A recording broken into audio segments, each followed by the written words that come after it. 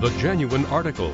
Discussion and commentary based on articles from JACC. Hello, I'm Tony DeMaria, the editor of JACC, and I'm talking with Dr. Virend Somers. And Virend is a professor of medicine and a consultant cardiologist at Mayo Clinic, and he's the senior author on a fascinating paper we're about to publish in JACC that deals with the question of whether or not modest gains in weight can affect endothelial function and perhaps predispose to coronary disease. Tell us a little bit about your study, Virend.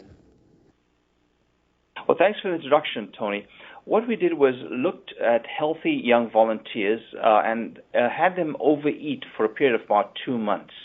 And what happened was people put on fat in different ways. Some got fat viscerally, in other words, the fat was deposited in the abdomen, and others subcutaneously. And what we found was that the people who put on fat in the visceral region were much more likely to develop changes in endothelial function.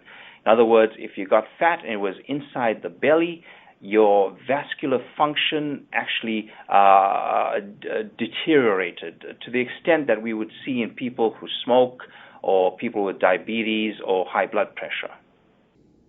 Now, as I recall, the gain in weight was relatively modest, about 4 kilograms. How did you succeed in getting the patients to gain that weight?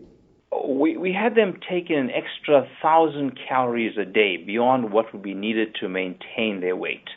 This was done by giving them additional food in the form of milkshakes and high carbohydrate food. So, when you look at the magnitude of weight gain, Tony, it is very similar to the kind of weight gain that people would experience maybe over the holidays. Now, were you able to relate the changes in endothelial function to changes in adipokines or cytokines or any other compounds? No, we took a broad range of measurements.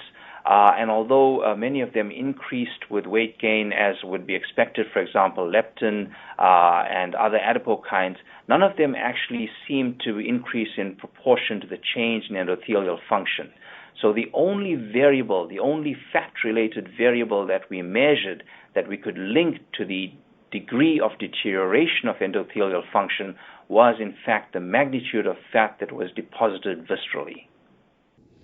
So I guess the key question, Virend, is we're looking at a surrogate endpoint here, endothelial dysfunction, brachial reactivity. What do you think the consequences of this would be in terms of some hard endpoint like a cardiac event? It's hard to know for sure, Tony. My guess is that if this kind of fat gain is allowed to persist or even get worse over time, the endothelial function would become, or the endothelial dysfunction become established, possibly leading in the longer term to high blood pressure and increased risk for a vascular event. But that, as you allude to, is purely conjecture at this time. All we have is a surrogate, namely endothelial dysfunction, which admittedly has been linked to an increased cardiovascular risk in long-term follow-up studies. Well, these are really fascinating data. I think they'll attract a lot of attention. It's obvious that even relatively modest weight gain, especially if it involves visceral adiposity, can be very significant in terms of a cardiovascular risk factor, that being endothelial dysfunction. Thanks very much for sharing this data with us, Virend. For Inside JACC, I'm Tony DeMaria.